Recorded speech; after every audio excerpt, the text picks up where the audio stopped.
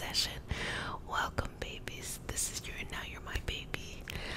This is your nightly self-care routine where you take care of yourself. You do what you need to during this time.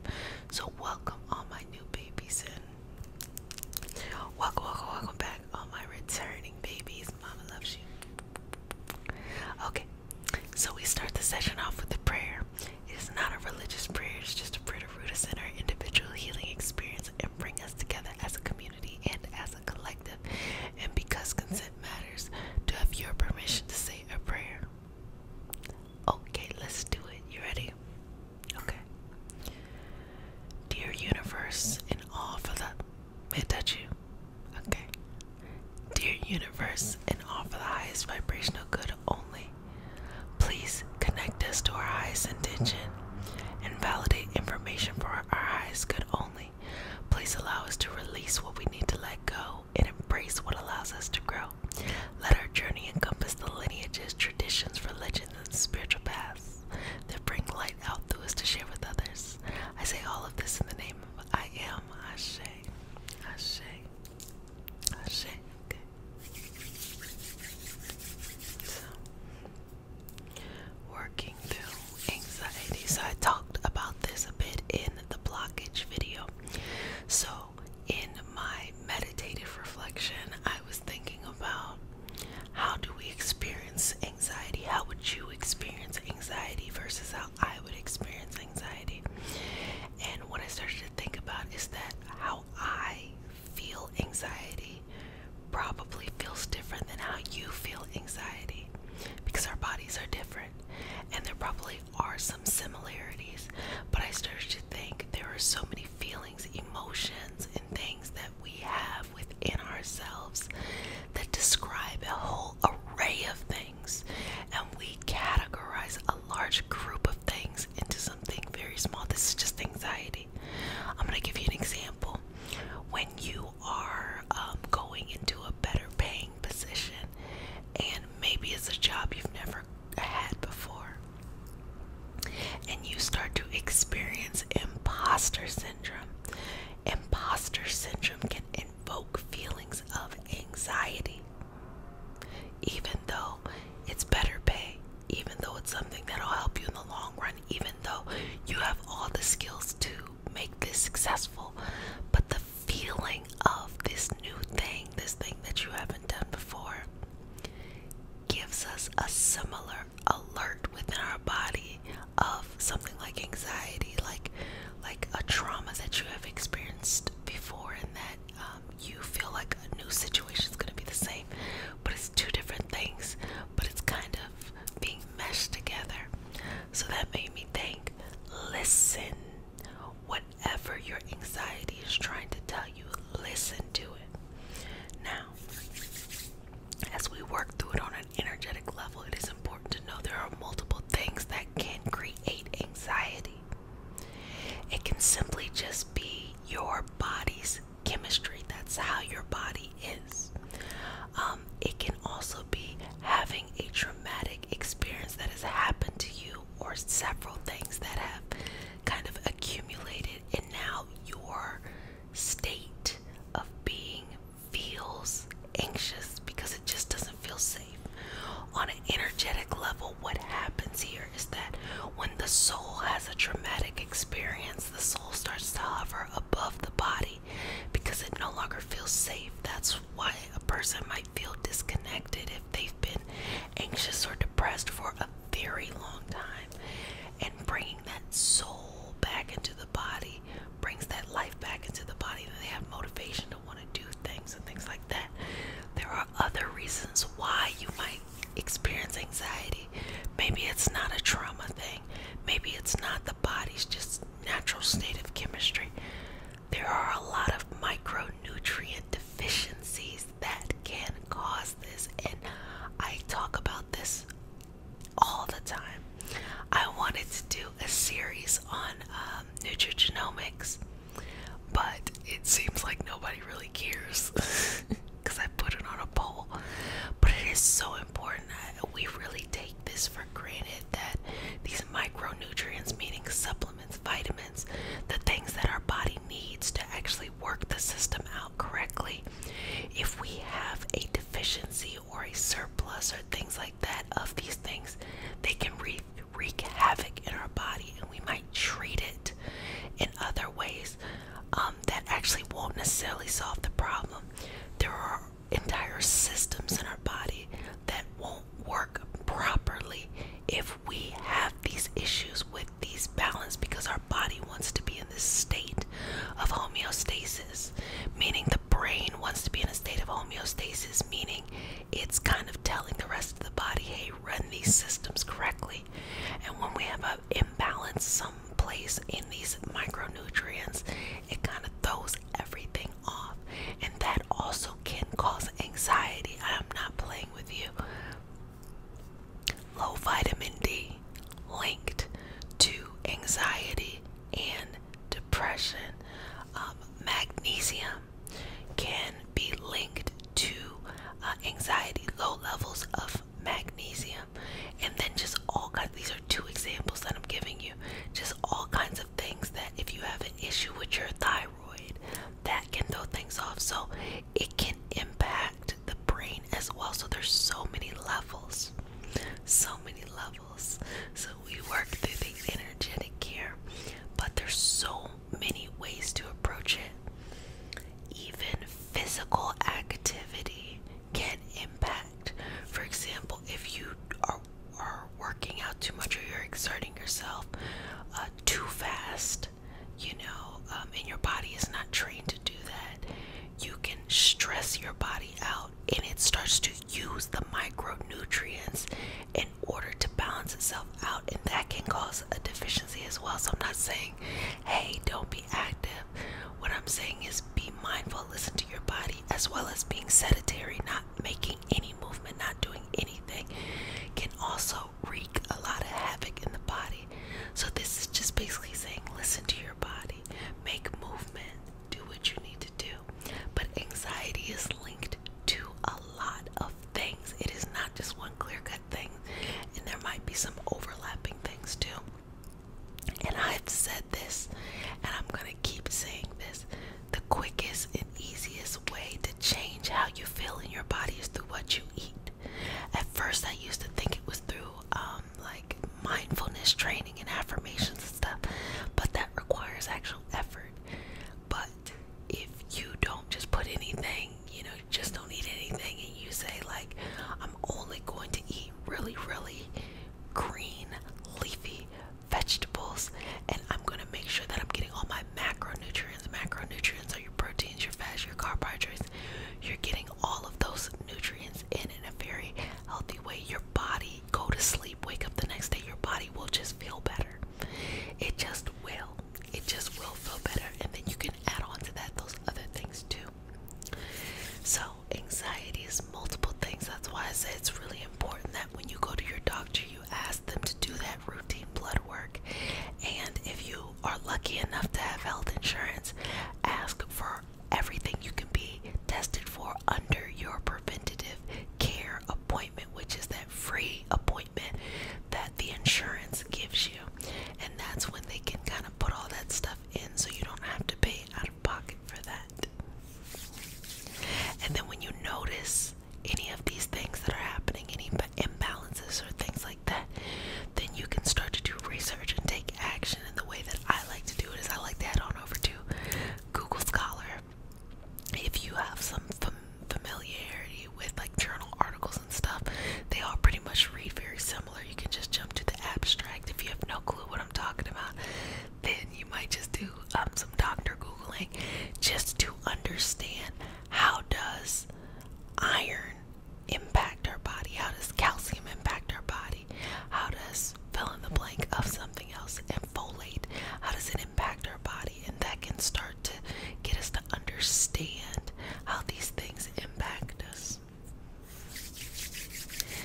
It's really quite fascinating. Like, people can have a deficiency in something and have extreme anxiety from it, and people are trying to treat them on just purely a brain chemistry level, not even the actual micronutrients, a brain chemistry level, or through therapy, when there are multiple things that we all should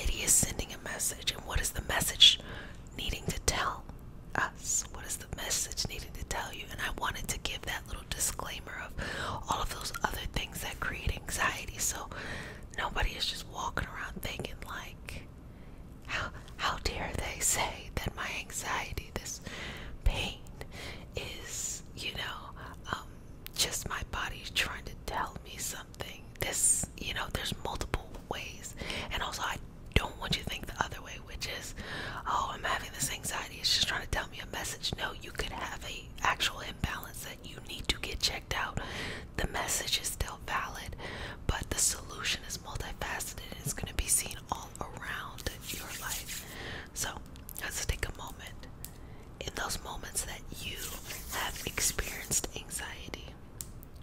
What is it that you are trying to process? Because it's always something. The anxiety always comes up somewhere. It'll be something like, oh, love, or it'll be money, or what am I supposed to do in this life, or, you know, those big spiritual, esoteric questions like, what, you know, or existential questions. Why am I here? Why is there suffering? You know, like just all of these kind of big questions, whatever that is for you. Think about that anxiety. Sometimes anxiety also is the powerlessness of the future, you know, feeling like, oh, things are grim and there's nothing I can do to stop it, versus the reality, which is I don't have to do anything to stop anything. All I gotta do is focus on my life mission, life goals, life things that I need to do right now. I don't have to be responsible for the whole world, because if you take care of yourself, you empower others to take care of themselves. But if you're constantly throwing yourself onto other people, you are going to expect other people to come and nourish you back. No, nourish yourself, and then any of that excess energy you have, give to others freely without needing anything in return. But you can't do that unless you fill yourself up first.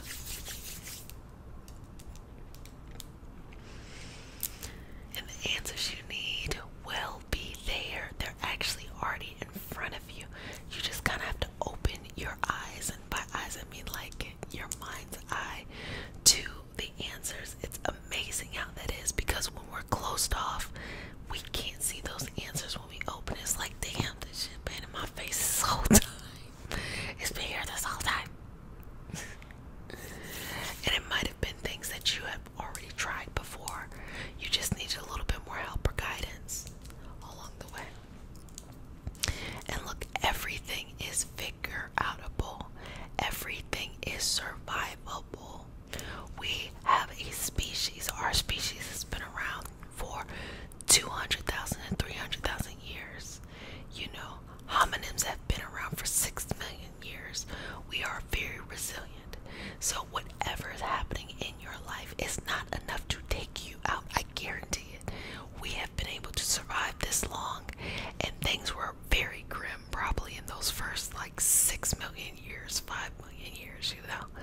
Like it was real wild then, before our species even came to be. So think about it from that way. But it doesn't invalidate what you're feeling.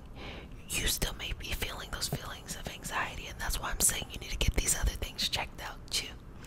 Because on an existential level, if you process the message, you see from the macro view there's nothing to worry about, and you still are having these feelings, check those other things out too. Check those other things out too, because that can be helpful as well.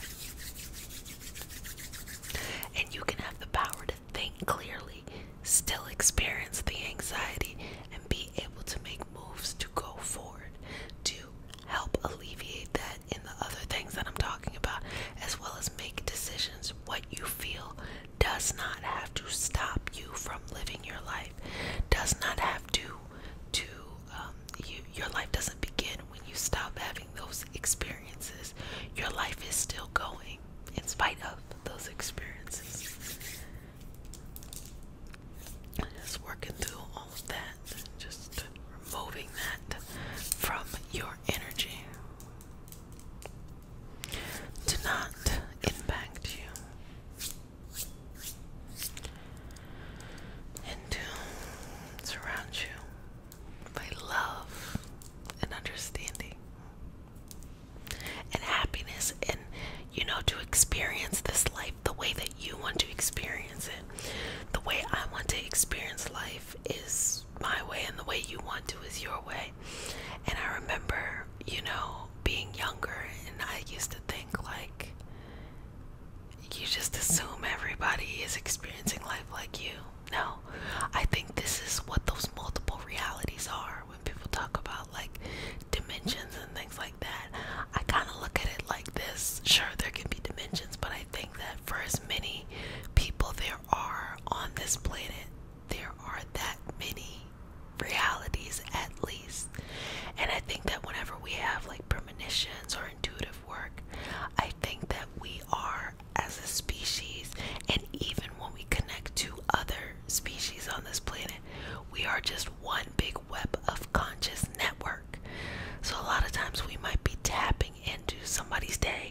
or somebody's experience or a collective experience that we're having all together. We are a part of these things, but yet uniquely ourselves. And the moment that we make a shift, that we say, I will not be afraid of this, and I will figure out how to make my life better, there's something in the collective that shifts as well. And someone else out of the blue just feels inspired to try. Doesn't mean they actually fall through with it yet, but it inspires them. So that is how we can take care of other people, when we take responsibility for ourselves, for our actions and what we do, and we empower that in other people as well. Well, family, I hope you enjoyed this session. I hope this has